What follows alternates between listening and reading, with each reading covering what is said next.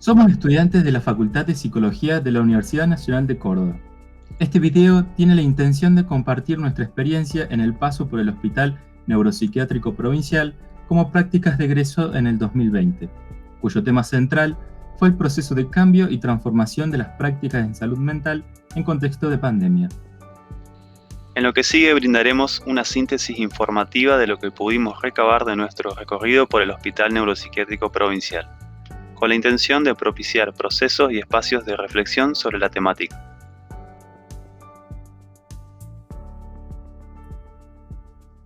El hospital se fundó en el año 1890, en el barrio Juniors de la ciudad de Córdoba. Es un establecimiento que pertenece al Sistema Público de Salud, dependiente del Ministerio de Salud de la provincia. Debido a su extensa trayectoria, es uno de los centros históricos del campo de la salud mental de la región, contando con una variedad de prestaciones diversas: la guardia, el servicio de internación, consultorios externos para tratamientos ambulatorios y talleres artísticos abiertos a la comunidad. El hospital se subdivide básicamente en departamentos y servicios. Nuestro trabajo se focalizó en las prácticas de las y los profesionales del Departamento de Psicología. A partir de la pandemia, se agrega el espacio de triage para el cumplimiento de protocolos de bioseguridad que, como veremos, cumplió un rol particular en el 2020.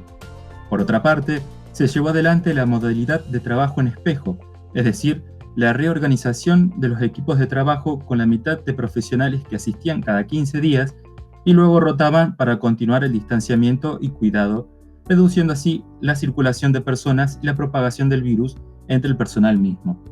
Esto conllevó, con el correr de los meses, a la necesidad del personal que realizaba tareas de gestión llevar a cabo tareas operativas para sostener esta modalidad de trabajo. Les presentaremos ahora el resumen de las modificaciones de las prácticas y algunos obstáculos generales de las distintas prestaciones del hospital.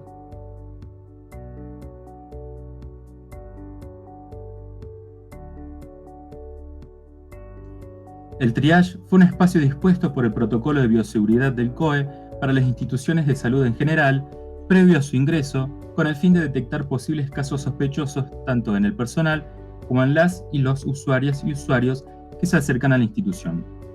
En este lugar, a lo largo de los meses, se fue conformando un espacio de escucha y contención de los malestares por parte de las y los profesionales, psicólogas y psicólogos para las personas que asistían al hospital. Pudimos observar que esto se sostuvo a lo largo del tiempo, adaptando la dinámica según las demandas que llegaban, las diversas situaciones del contexto y el desgaste del personal profesional disponible.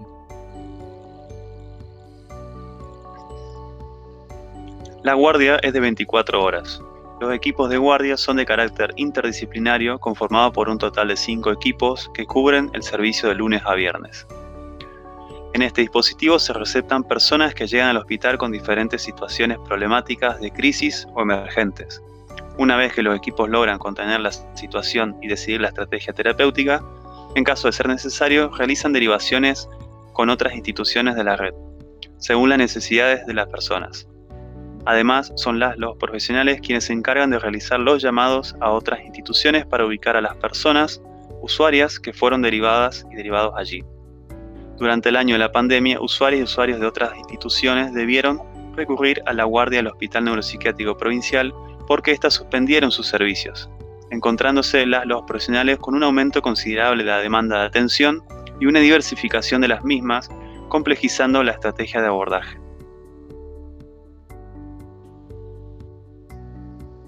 El servicio de internado está reservado para los casos de urgencia o crisis donde se evalúe necesario este tipo de intervención. El hospital tradicionalmente era guardia centrista, siendo la guardia el dispositivo por excelencia. Con la pandemia y como consecuencia de la suspensión de los consultorios externos, los profesionales pasaron a abocarse al internado, lo que generó un fortalecimiento en la atención del mismo, debido a la mayor disponibilidad de tiempo y personal. Para reducir la circulación, se suspendieron para las personas usuarias los permisos, salidas transitorias, la visita de familiares y allegados, contando con el contacto telefónico únicamente. Esto conllevó a que los profesionales del departamento asuman funciones de salir a hacer las compras requeridas como cigarrillos, gaseosa, etc., trámites y de acompañar a hablar por teléfono, siendo mediadores con el afuera. El internado fue sectorizado en distintas salas a partir del primer caso positivo de COVID-19, contando con 3 espacios de aislamiento que representaban un posible contagio, más el internado común. Surgió un dispositivo de acompañamiento como algo nuevo para desarrollar prácticas con los usuarios y usuarios y generar nuevos usos para el tiempo libre, produciendo actividades recreativas, artísticas y deportivas de carácter grupal. Los profesionales que se abocaron a estas prácticas y acciones comenzaron a ligarlas, a darle sentido y lógica, sistematizándolas dentro de un dispositivo que denominaron Despabilar. Este dispositivo buscó redimensionar lo que se entendía por acompañamiento y cuidado, acoplándose a la dinámica de la vida cotidiana dentro del internado, con la intención de introducir algo otro que apunte a la humanización de la estadía.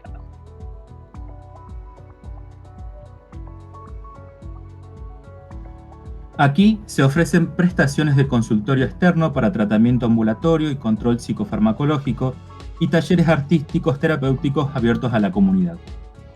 En los primeros meses de la pandemia, estas prácticas debieron suspenderse debido al tipo de modalidad grupal y presencial que requieren. No obstante, las y los coordinadores buscaron mantener el contacto con talleristas para realizar un seguimiento y acompañamiento con las personas que asistían. De la misma manera, se dispuso mantener, en la medida de las posibilidades, los tratamientos ambulatorios a través de vía remota, ya sea por llamadas o videollamadas.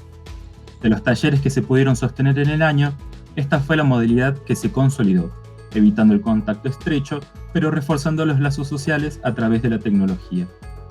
A partir de las progresivas habilitaciones, se pudieron retomar las prácticas de consultorio externo para tratamiento ambulatorio de manera presencial y cada 15 días, con la salvedad de que no se tomaran nuevas personas en tratamiento, sino que continuaban quienes ya habían iniciado sus procesos terapéuticos. Asimismo, el seguimiento de manera remota, en la medida de lo posible, continuó predominando. Hemos podido discernir ciertos obstáculos de carácter general a lo largo del 2020. Se plantearon diversas dificultades en cuanto a la conformación de los equipos de trabajo debido a la disparidad en la cantidad de personal disponible por profesión. A esto hay que sumarle el temor al contagio y el cansancio de los profesionales ante la sobreexigencia de las demandas. Al momento de la pandemia, centros de salud como el IPAD, Casa del Joven, Secretaría de Adicciones, se vieron suspendidos sus servicios y los pacientes recurrieron a la guardia al hospital para renovar recetas médicas. Por ello, se concentra un alto número de pacientes con diversas demandas. La interinstitucionalidad es una dificultad que presenta el campo de la salud a la hora de conformar y contar con una red de articulación institucional, que se refleja en usuarias y usuarios que eran derivados mediante los llamados telefónicos a otras instituciones, pero llegado el momento no recibían la atención. El trabajo interdisciplinario, por otro lado, dependía de encuentros transitorios y la disponibilidad de las y los profesionales con los que se compartía el espacio, viéndose complejizado en la dinámica cotidiana del hospital. Predominaba así una juxtaposición de discursos más que una integración de lo diverso para la elaboración de estrategias consensuadas de abordaje. Esta situación se agravó en pandemia por la disparidad existente en los equipos debido a la disminución del personal y las dificultades que conlleva no contar con espacios de encuentro debido a la rotación de equipos. Otro obstáculo patente es la falta de acceso a recursos tecnológicos que permitan el sostenimiento, seguimiento y acompañamiento de procesos terapéuticos, tanto por parte de la institución como por parte de las y los usuarias y usuarios que no siempre cuentan con celulares, computadoras o acceso a Internet, lo que problematiza la accesibilidad a la atención.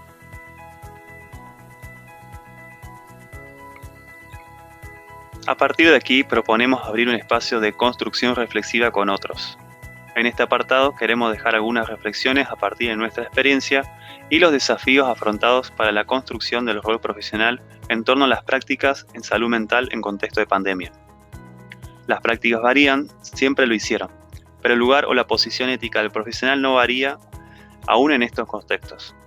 La transformación en el hacer y el lugar donde se despliegan las prácticas es constante, lo que no implica una improvisación, sino intervenciones con un sentido propio.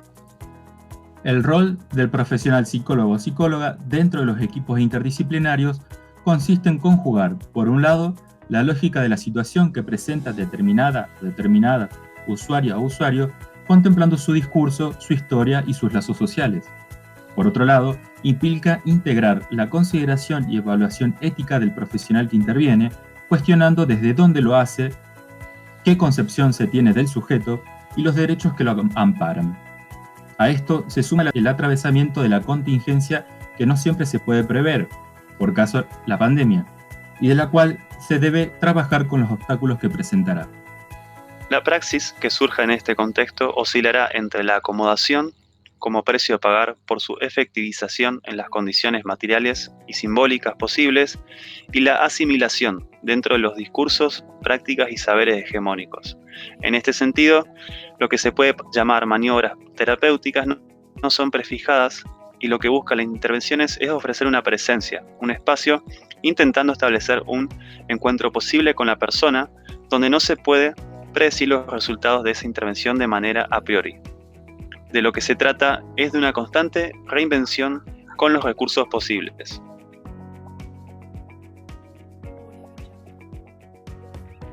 Llegados a este final de recorrido, les proponemos pensar críticamente acerca de la experiencia de las prácticas en salud mental en este contexto de pandemia, dejando los siguientes disparadores para la reflexión.